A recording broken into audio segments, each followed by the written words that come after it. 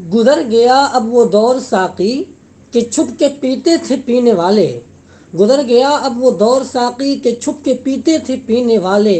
बनेगा सारा जहां में खाना, अब हर कोई बादखार होगा। अस्सलाम वालेकुम दोस्तों, ये शेर जो मैंने अभी आपके सामने पढ़ा है ये अल्लामा इकबाल के सबसे दिलचस्प नज़मों में से एक नज़म का टुकड़ा है। इसके अल्फाज का इंतखाब, जुमलों की बनावट कुछ ऐसी है कि इस नज़्म को सैकड़ों बार भी ज़बान पर दोहरा लेने के बाद इस नज़्म की खूबसूरती, इसकी मिठास और इसके रिदम का हुस्न कभी कम नहीं होता।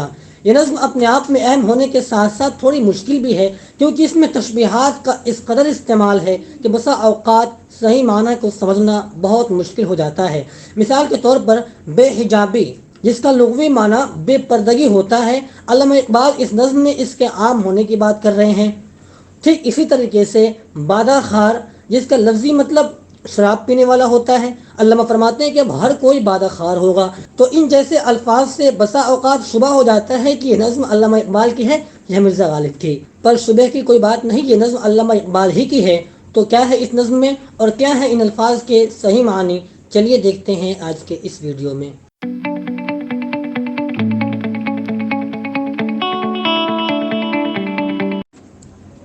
अल्लामा फरमाते हैं, ज़माना आया है बेहिजाबी का, आम दीदारे यार होगा। सुकूत था पर्दादार जिसका, वो राज अब आश्कार होगा। गुजर गया अब वो दौर साकी के छुप के पीते थे पीने वाले। बनेगा सारा जहां में खाना, हर कोई बादखार होगा।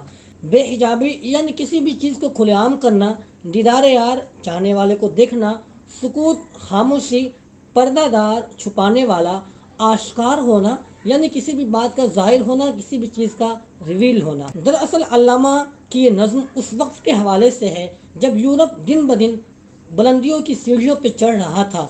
तो उस वक्त अल्लामा ने मुसलमानों को तबलीग दीन और उसकी इशाअत की दावत देते हुए ये नज़्म कही थी। अल्लामा का कहना है कि वक्त आ चुका है कि हम बेहिजाबी के साथ यानी खुल्लम खुल्ला बिला किसी खौफ के लोगों को दीन की तरफ बुलाए। यहाँ यार से मुराद अल्लाह ताला है, यानी अल्लाह से क़ुर्बत और उसकी मार्फत को आम करें। बरसों से मुसलमानों में डर की वजह से तबलीग का जो सिलसिला रुक गया था, लोगों ने दीन को फैलाने और उसको आम करने से खामोशी अख्तियार कर ली थी। अब वक्त आ चुका है कि उस सुकूत और खामोशी के पर्दे को निकाल फेंके और खुदा और दीन के अहकाम को सबके सामने आश्कार करें, वाज़ेह करें। इस्लाम की खूबी और दीन के सही होने को अब डंके की चोट पे बयान करें। गुजर गया अब वो दौर साकी के छुप के पीते थे पीने वाले।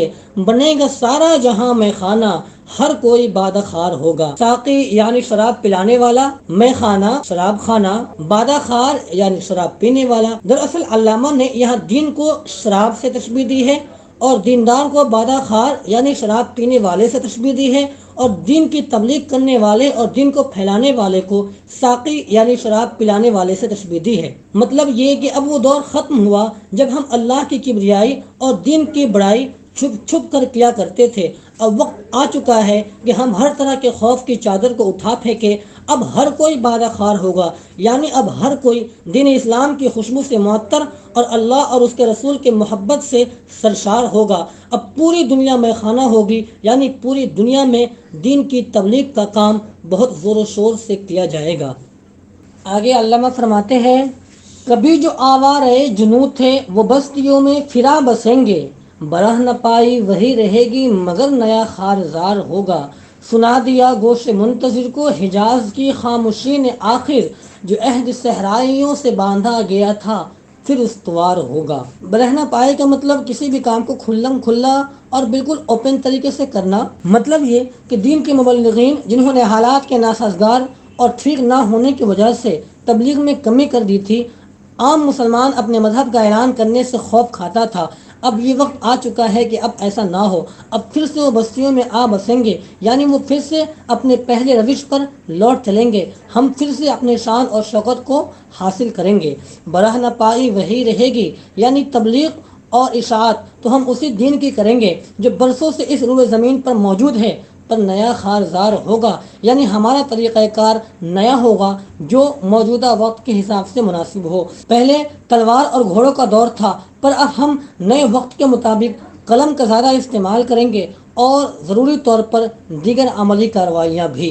آگے علامہ فرماتے ہیں، نکل کے صحرا سے جس نے روما کی سلطنت کو پلٹ دیا تھا، سنا ہے یہ قدسیوں سے میں نے وہ شعر پھر ہوشیار ہوگا، کیا میرا تذکرہ جو ساقی نے بادہ خاروں کی انجمن میں، کیا میرا تذکرہ جو ساقی نے بادہ خاروں کی انجمن میں، تو پیر میں خانہ سن کے کہنے لگا کہ منہ پھٹ ہے خار ہوگا۔ روما ایک بہت بڑی سلطنت کا نام تھا، قدسی یعنی فرشتہ۔ علامہ فرماتے ہیں کہ جس قوم نے عرب کے جنگلوں سے نکل کر اپنے آپ کو ایمانی اور دنیاوی ہر طرح کی طاقت سے مضبوط کر کے آگے بڑھتے بڑھتے روما جیسی عظیم سلطنت کو دھول چٹا دی تھی، وقت کے سب سے مضبوط قوموں کو شکست دے کر علم اسلام کو بلند کیا تھا، اب یہ وقت آ چکا ہے کہ وہ شعر اور وہ قوم پھر سے ہوشیار ہو، وہ پھر سے اپنے جذبہ ایمانی اور طاقت روحانی کو اجاگر کرے۔ اور میں نے فرشتوں کو یہ کہتے ہوئے سنا ہے کہ یہ ہو کر رہے گا۔ فرشتوں کو کہتے ہوئے سننے کا یہ مطلب نہیں کہ انہوں نے حقیقتاً سنا تھا، دراصل یہ ایک تعبیر ہے، یہ ایک مبالغہ ہے جو ان کے یقین کے پختہ ہونے کو بتاتا ہے۔ یعنی وہ فرماتے ہیں کہ مجھے یقین ہے کہ یہ ہو کر رہے گا، کیا میرا تذکرہ جو ساقی نے بادہ خاروں کی انجمن میں، تو پیر میخانہ سن کے کہنے لگا کہ منہ پھٹ ہے خار ہوگا۔ یہاں پر علامہ اقبال ان لوگوں پر طنز کر رہے ہیں جو اس وقت علامہ کی مخالفت کرتے تھے اور انہیں ایک عظیم شخصیت نہ مان کر انہیں ہلکے میں لیتے تھے۔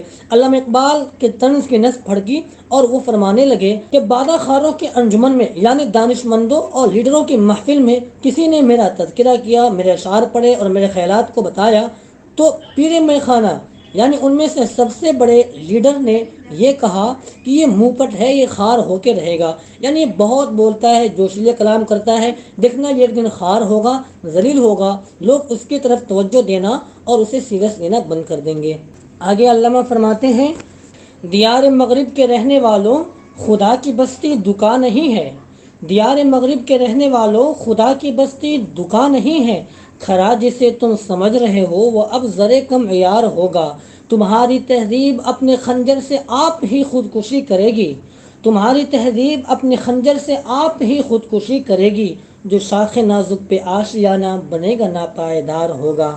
دیار مغرب یعنی مغربی ممالک، ویسٹرن کنٹریز، زر کم عیار یعنی کھوٹا سونا، نقلی سونا۔ علامہ نے یہاں مغربی ممالک کے لوگوں کو مخاطب کرتے ہوئے کہا ہے کہ خدا کی بستی دکان نہیں ہے، یعنی اللہ تعالیٰ کی زمین کسی معمولی دکان کی طرح نہیں ہے جہاں تم آسانی سے قبضے کر لو گے اور جہاں تم اپنی تہذیب اور اپنے کلچر کو آسانی سے جما لو گے، اور ویسے بھی تمہاری تہذیب اور تمہارے کلچر کوئی بہت عمدہ اور بہت بہتر نہیں ہے، آنے والا وقت میری بات کو ثابت کر کے رہے گا، کھرا جسے تم سمجھ رہے ہو وہ اب زرے کم عیار ہوگا، یعنی جس سونے کو تم اصلی سمجھ رہے ہو وہ نقلی نکلے گا۔ سونے سے مراد یہاں ان کا تہذیب اور ان کا کلچر ہے، مطلب یہ کہ تمہارا یہ فحاشی و عریانی اور بے دینی کے کھمبوں پر کھڑا یہ کلچر ایک دن گرے گا، اور جسے تم انسانیت کے لیے سب سے بہتر بتاتے ہو وہ انسانیت کے خلاف ثابت ہوگا۔